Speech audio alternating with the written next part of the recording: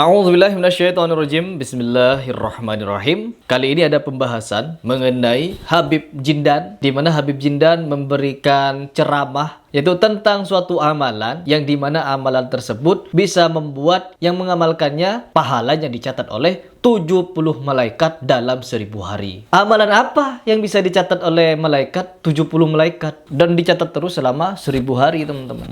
Ini amalan apa-apaan? Malaikat itu bukan kita ingin mengajari ya Pak Jindan ya, atau siapapun muhibbinnya Pak Jindan ini. Malaikat pencatat amal itu ada dua, Bapak. Malaikat Rokib dan malaikat Atid. Di mana kedua malaikat ini adalah yang bertugas mencatat amal-amal kita. Ya, begitu. Tidak dengan 70 malaikat. Malaikat apa saja tuh yang nyatet? Ya Allah. Baik, tidak perlu panjang lebar di awal dulu. Mari kita langsung simak seperti apa pernyataan dari Pak Jindan ini.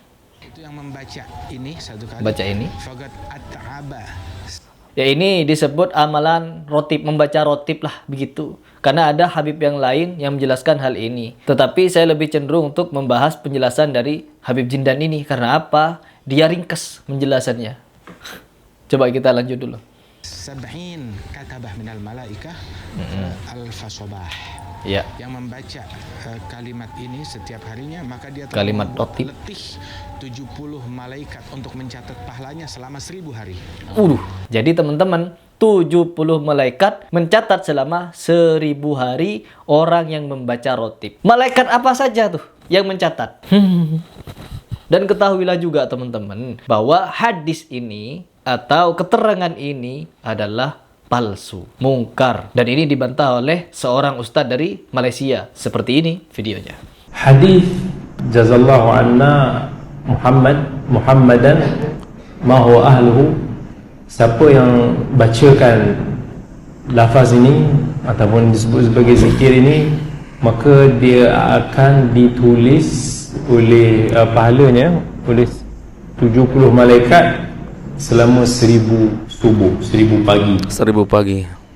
Hadis ini adalah satu hadis yang dinukil ataupun diriwayatkan oleh Al-Imam At-Tabrani. Imam At-Tabrani dalam Mu'jamul Awsat dan Mu'jam Al-Kabir.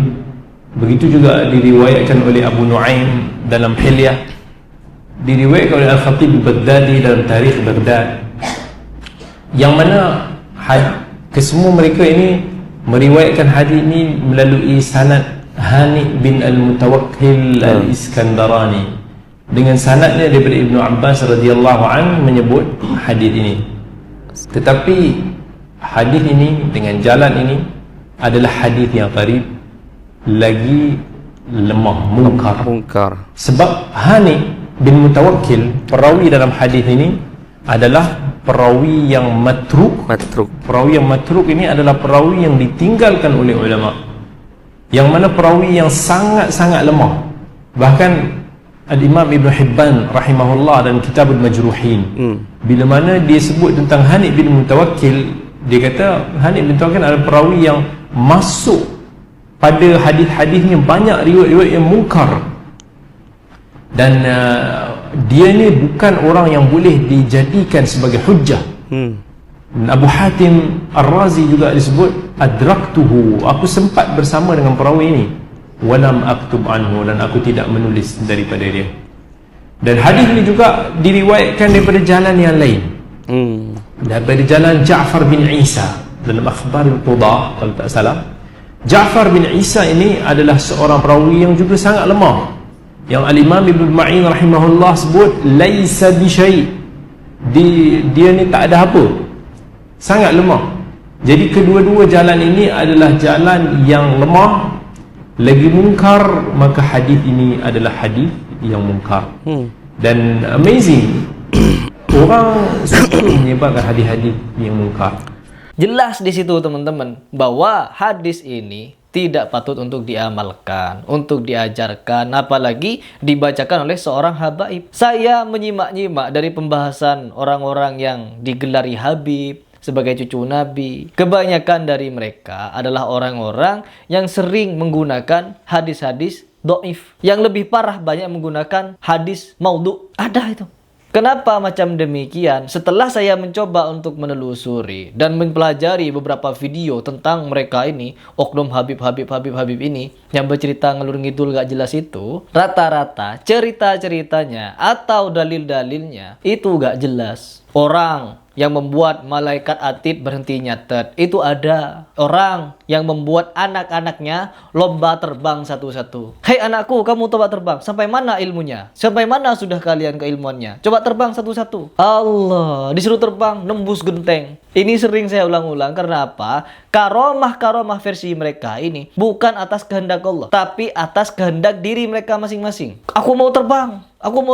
Wah, enak, sudah kayak Superman. Enak. Kalau karomah saja seperti ini, tentunya Nabi Muhammad bisa terbang kemana-mana. Naik buruk. Dari Mekah ke Madinah naik buruk. Isra Mi'raj. Tiap hari Nabi Muhammad Isra Mi'raj. Gak perlu nunggu perintah Allah. Ini yang saya maksud, di mana mereka ini kalau cerita ngalur ngidul tidak jelas. Seharusnya para habaib ini menjadi pelopor tegaknya ajaran Nabi Muhammad SAW. Di mana mereka ini seharusnya tahu mana yang hadis dhaif, mana yang maudhu, mana yang harus dipakai, mana yang tidak, begitu. Bahkan cerita-cerita yang tidak tahu sumbernya dari mana mereka ceritakan. Mau apa lagi? Mau bagaimana lagi? Kalau kita sebagai umat muslim selalu mengambil rujukan dan memandang semua ini yang keluar dari habaib ini adalah mutlak benar. Tidak perlu dikoreksi, tidak perlu dikritisi, tidak perlu ditelaah lagi. Terus bagaimana kita mau mencari kebenaran kalau hanya manggut-manggut, manut-manut terus seperti itu? Ya toh yang disampaikan baik kok. Amalan kok wiridan, gak minum khamar kok, gak begini, gak begitu. Wiridan sebini-sebini, baca begini-begini. Enggak kalau mereka. Bablas semuanya ditabrak. Dan sekarang harapan saya satu-satunya yaitu Habib Rizik Syihab, malah beliau juga terkontaminasi haluisme. Ya Allah, harusnya beliau yang menjadi pionir untuk membuat habaib-habib yang lain stop cerita halu. Ikut nimbrung. Ya, Habib Rizik ikut nimbrung. Ya Allah. Tetap kita doakan teman-teman. Semoga kita semua, termasuk para habaib ini, agar diberikan hidayah. Untuk apa? Untuk meninggalkan kisah-kisah halu. Dan kalau memang mereka mau mempercayainya, mendingan tidak usah di video, tidak usah diceramahkan. Apalagi membawakan hadis-hadis palsu seperti ini. Karena ini resikonya besar apabila diamalkan. Kembali lagi kepada pembahasan, yaitu 70 malaikat. Kalau malaikat rahmat misalkan mendoakan kita, memintakan ampunan kepada kita terhadap Allah, itu ada memang. Malaikat melaknat kita itu ada. Tetapi untuk khusus pencatat amal itu ada dua Bapak, yaitu Raqib dan Atid. Kalau ada 70, jadi Raqib dan Atid itu nyatet apa nanti? Malaikat Raqib. Padahal satu kebaikan yang dilakukan oleh manusia, malaikat Raqib itu bisa mencatat sampai 10 kali. Kuat loh malaikat nyatet 10 kali itu amal baik kita. Bagaimana mungkin ketika kita mengamalkan seperti ini, bukan malaikat Raqib yang nyatet, tapi 70 malaikat yang lain. Nanti catatan amal ini ada di mana-mana. Malaikat itu punya catatan ini nggak? Nanti pendataannya susah, ribet teman-teman. Jadi Allah sudah menetapkan dua malaikat untuk mencatat amal baik dan buruk. Ini sudah tidak dipakai lagi karena ada malaikat lain yang juga ikut nyatet. Jadi sekelas Habib saja masih begini ya, masih memberikan faham-faham dari hadis-hadis, bahkan itu yang mungkar sekalipun mereka pakai. Saya kira mereka akan menjelaskan, oh ini hadis dhaif loh, ini hadis maudhu loh, nggak boleh dipakai. Ternyata enggak.